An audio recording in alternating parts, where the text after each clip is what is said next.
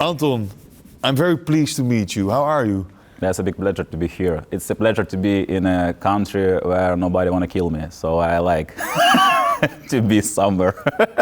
Where you're safe. Yeah, and I'm safe, yeah. You live in Kiev, in Ukraine. Do you never feel safe there? That's an interesting question. Like, if you come to Ukraine now and, spend a couple of days and you maybe even don't notice the war because, like we have some days without air sirens even sometimes and without shellings and it looks like normal. So you feel safe, but you always understand that it looks like lottery sometimes, like your life, because Russians, there is a rule of war and they don't care about rule of war, so they attack not only military objects, but there's any kind of infrastructure. So you can be in danger everywhere. I can say that, for example, in this summer I had a show in the Dnipro city. The Russian hit the center of the city and there are these missiles, they hit the building like 1 kilometer from my show, from my gig. So I was performing on the stage and I heard and I felt this vibration, and people like, we should go to shelter probably. But I must say, like, a lot of Ukrainians become like badasses and like, no, we want to continue the show. We don't care about it. We already bought tickets, Anton. Even if it's one-way ticket, that's fine. That's why it's difficult to answer this question, like, if I feel safe. We are in a large theater, a comedy theater, but most of the time when you host comedy nights in Ukraine, you host them in bomb shelters. Right. What's it like? It's better. Because here people, relax, they waiting for some entertainment in shelter. We're like, yeah, we're happy to hear you. And it's good to perform in a shelter because if you perform bad, people will not go away because it's dangerous. So they stay, even if you have bad jokes, people will stay in shelter and listen to the end.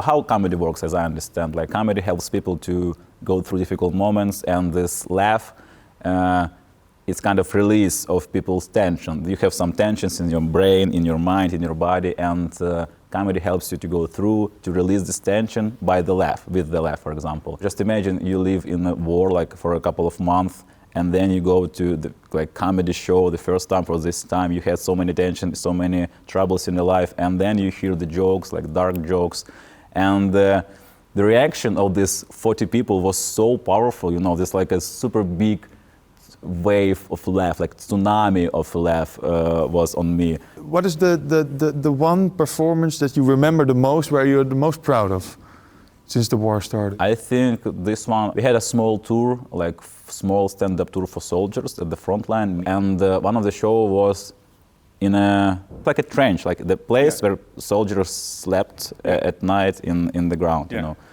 and there were like I think 9 soldiers and the commander. I was super nervous because I think how I can perform for these guys, and I'm not in surf and they surf, maybe they will feel like angry because of that, or how to find this right word and right joke. But they were so open to us and so happy to see that somebody came to their trench to make some show.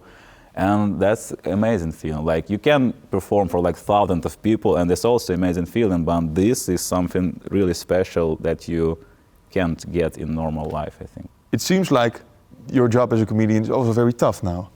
Yeah, it's difficult because people could be triggered by your jokes. Like people in the world, people triggered by jokes every time, but at war, like more difficult themes now around people. And you always want to be on the edge, because I like these comedians who walk on the edge, edgy jokes, all this stuff, like dark one on the line. But when you have a war, you should think about, is this joke get me so much laugh, comparing with the chances to be trigger some kind of people. So you should to understand the main aim of your job. My main aim of my job is using my shows to raise money for the army and try to help people to go through, and not to show how edgy I could be, how provocative I could be. Why do you still feel it's necessary to be a comedian, to host shows? At the beginning, I was not sure that this is a nice way, and sometimes now I have a lot of doubts about that. But people convinced me all the time. Like people wrote me in Instagram, in other social medias, like, thank you, Anton, thank you for your jokes. They helped me a lot to go through these difficult moments. From my charity tours, I can raise a lot of money. Like from my last Ukrainian stand-up charity tour, I raised 4.5 million hryvnias. It's about, I think, $100,000. Yeah, correct. So I raised $100,000, and from this charity European tour, I'm going to raise something about more than 5 million hryvnias. So I feel that my job could be useful in this way to accumulate money to the army, to make people donate more. Even soldiers send me some messages and thank that they watched my stuff in a trench and that helped them in some moments. I'm very pragmatic person, and I always think, no, joke are nothing. Like we need weapons and hands. Yeah. But people convince me that it's also important. So I'm trying to be useful for these people. What do you think comedy can offer people during times of war? The comedy can help people to go through. I mean, the jokes helps people to defeat some difficult things. Like if you're afraid of Russian tank, you can write a joke about Russian tank and laugh about Russian tank, and you're not afraid of Russian tank so much anymore. Comedy is very popular now in Ukraine. Like stand-up comedy has this boost during this war because people understand that this is a nice way to go through. And also I think psychotherapy is pretty expensive. And the ticket for the comedy show is much more less. I had a tour in Ukraine, like 22 shows in Ukraine. In 2 of my shows, starting from the minute of silence, because in that day we have terrorist attack from Russia and they killed like a lot of the people. So we start show from the minute of silence, and then I go to the stage after this minute and give comedy like for hour and a half. And I feel a little bit stupid, like what's going on? It was a minute of silence and now I'm joking about, some stuff, and people laugh and it helps them to go through. But I think it's kind of this, like, because your brain just divided in 2 parts. One of the parts like understand the reality and the tragedy of the moment, and other part always trying to, yeah, this is tragedy. Let's do some jokes about that. Yeah, let's try to combine this stuff from the news and make it funny. But it's not funny. It's nothing funny in Ukraine at all. But this is your job. You should find these ways. If you try to make it funny, and it is funny, it helps people to get out of the other part of the brain filled with sadness, darkness, and this formula of comedy, of stand-up comedy is popular, as I understand, like time plus tragedy equals comedy. If, for example, if you fall down somewhere, it's like a bad moment now. But when you remember, like after 2 weeks, you can laugh about that you fall. This was fun. It could be funny with your friends. But in Ukraine, like in this formula, we have tragedy and all. We don't have time because there is no time after tragedy, because tragedy is always at the moment. Every day you have new tragedy, bigger tragedy. That's why this formula, it doesn't work in Ukraine, so you should create your own kind of formula. What is the darkest joke you've made? I have a lot of, but English is not my native language, and it's difficult to translate, and a lot of the context of the joke you will not understand.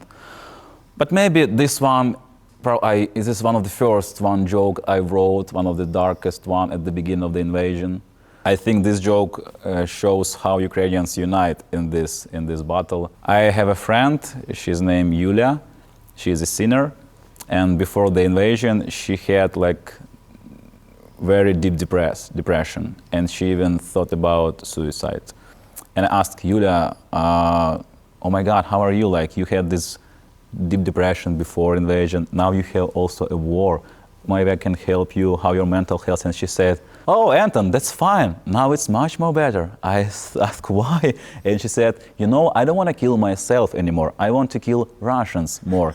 And I was like, oh, great, this is a great idea. And the funniest part of this story that Yulia Yurina, my friend, she originally from Russia. She was born in Russia and she came to Ukraine like 10 years ago.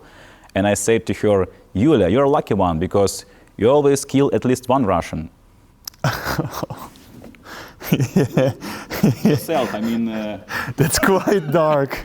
It's not the darkest. I had a couple of jokes about my deaths, about my relatives' deaths, so it's kind of medium one. You brought this with you? Yeah, I had a couple of souvenirs from Ukraine, because during my shows, in the end, we have like charity auctions, when I sold some trophies from the front line that my friends soldiers sent to me. I sold this for the people, they bought, and all the money go to Ukrainian army. And this is, for example, this is part of Russian helicopter, Ka-52. It was a helicopter, and we hit it last year. We have a sign destroyed over Gostomel in March 22. This is a part of Russian helicopter. Now it's like accessories for your keys. So yeah, this is how we live in Ukraine. You just destroy some military from Russia and make some funny stuff that you can buy on Amazon now. I wanna gift because of this event, Erasmus event, the big event. I have a chance to meet a king, so I wanted to present him this part.